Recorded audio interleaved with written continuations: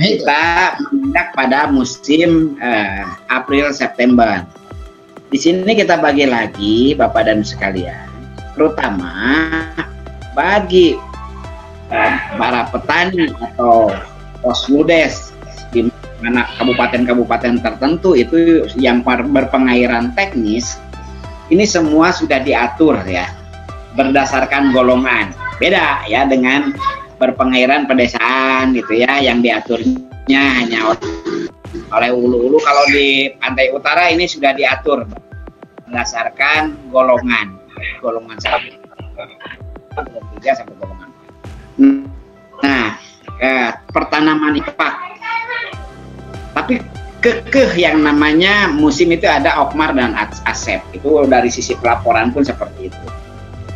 Baik dan Bapak Ibu sekalian, tapi untuk daerah Jawa Barat Tengah yang senantiasa airnya didangan sebagian besar, pola tanam ini ya tidak berlaku ya.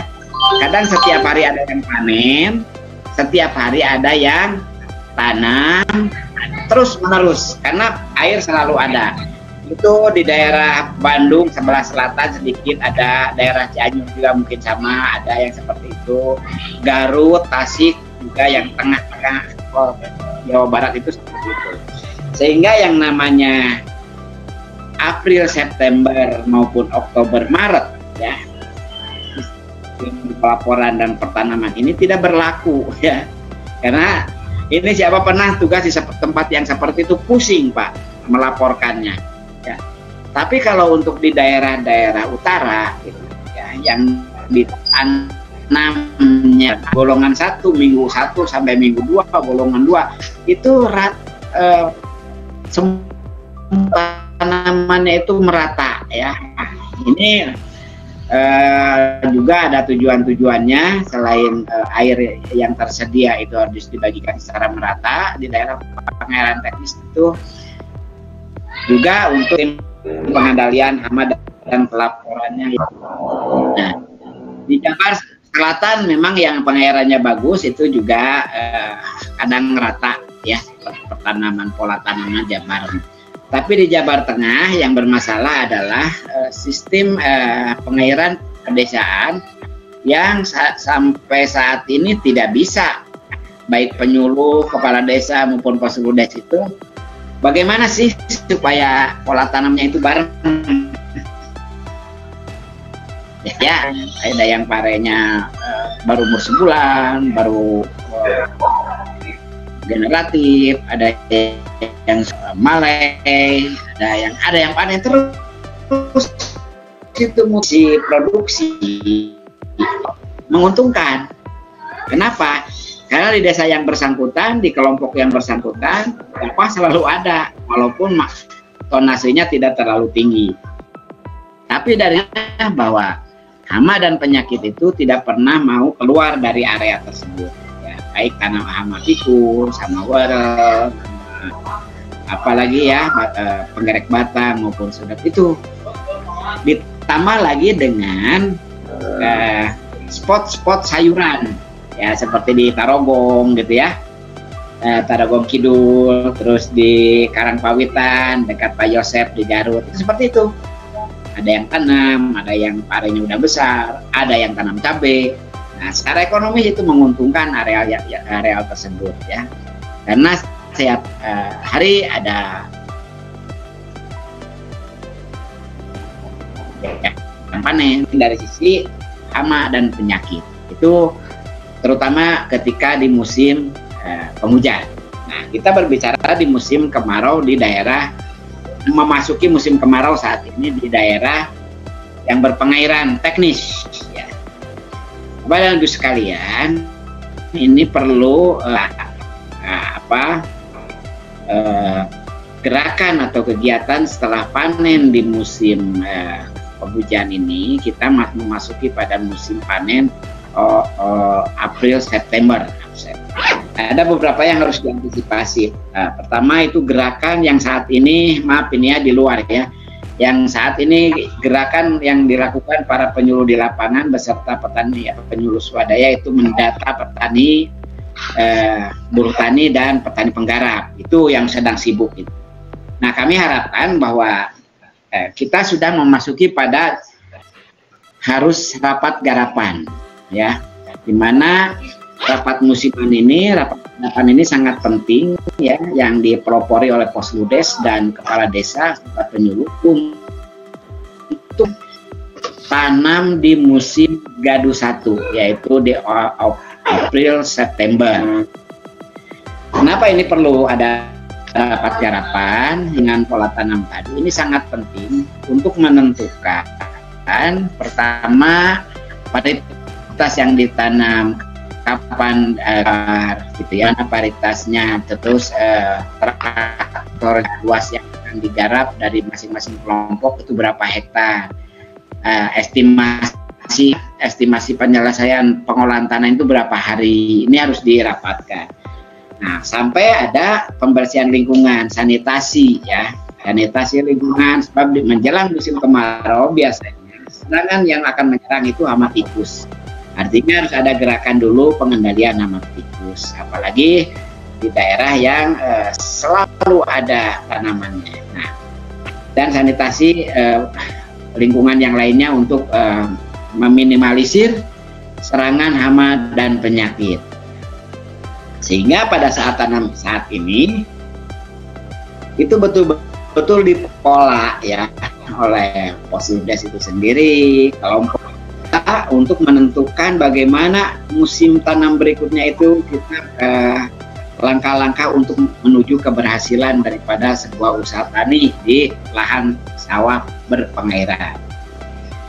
Nah, sekarang untuk lahan sawah yang selalu ada di lahan Posludes tersebut, karena pengairannya ada sumber air yang kadang-kadang dari mata air gitu ya, ada sungai yang di sekitar bukit itu yang selalu keluar, dan itu bisa menambah kegairahan petani di daerah-daerah tersebut.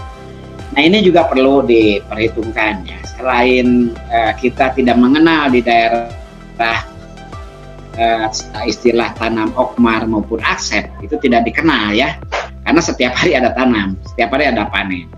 Itu juga perlu dilakukan penyuluhan melalui penyuluh swadaya, penyuluh PNS atau THL, atau juga para Posludes, agar, ya, kondisi lahan tersebut ini diminimalisir, ya. Kalau memang ini sudah panen, ya, diharapkan nunggu sebentar lah. Kalau memang itu pematangnya bagus, bisa ditanami ikan dulu, gitu ya. Jangan dulu tebar, gitu istilahnya. Itu dilakukan di Gapoktan atau di kelompok ataupun di Posludes. Menunggu yang baru panen, ya, yang menunggu yang matang hijau susu, ya. Sehingga nanti di satu blok tersebut minimal 1, 2 atau 3 hektar yang berbarengan nyawanya, gitu ya.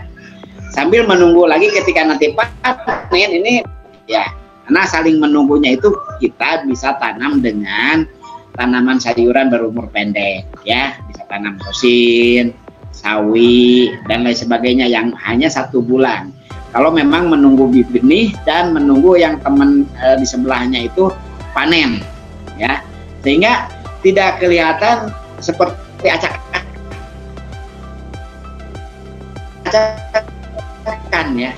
Di sini saya siapa pernah, ya, ngurus yang seperti itu, ya, pernah sekali, ya.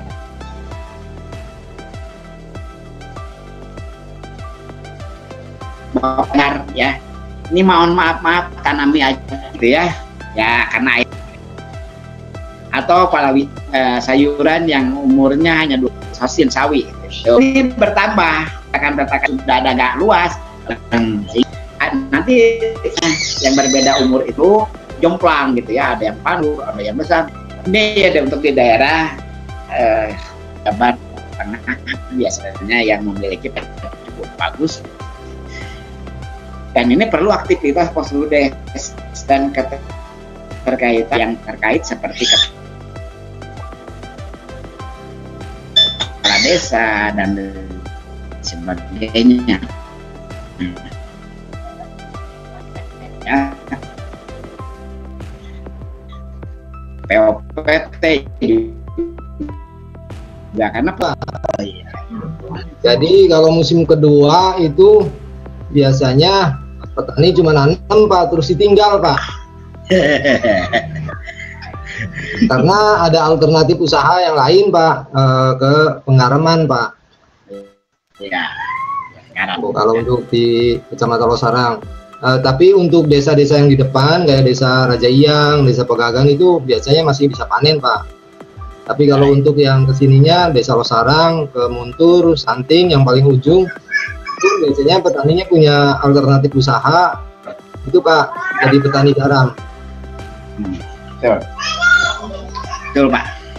Apalagi kalau kayak sekarang ini awal tanamnya mundurnya jauh banget Pak. Tuh, sekarang aja lahan saya itu ada yang belum tanam Pak, karena kemarin pesemaiannya kena banjir, jadi semai ulang. Nah, Tuh, yang di depan itu udah, saya udah ada yang belum tanam Pak. Rencana besok hari Sabtu baru ada yang tanam sebagian. mudah-mudahan. Itulah ya Pak. Kalau musim kedua di Kecamatan Losarang itu susah pengairannya banget Pak. Karena dari aliran Jati Gede itu paling ujung Pak. Benar. Baik Pak, saya paham ya kondisi Losarang. Terima kasih. Sama-sama. Coba pernah ke sana ya, karena di pinggir jalan udah laut kan. Iya, kelihatan lautnya. Sebelah selatan laut. Iya. Sebelah selatan jalan ya. Bentar. Ya, jadi begitulah Pak, Bapak dan sekalian yang di luar, ya yang tadi dari Kasokandel itu ya, itu sedikit masalahnya. Itu bisa berguru nanti ke Pasir Tanjung ya, tadi tanam dalam kering nanti wah itu untuk tanam. Nah sehingga nanti ada waktu panen lebih duluan ya. Nah di musim hujan ini kita bisa tanam lebih awal gitu ya. Ini dari Kasokandel kalau masih ada itu bisa nanti ya, mudah-mudahan minggu depan ini siapa lupa lagi siapa penyuluhnya ini. Kalau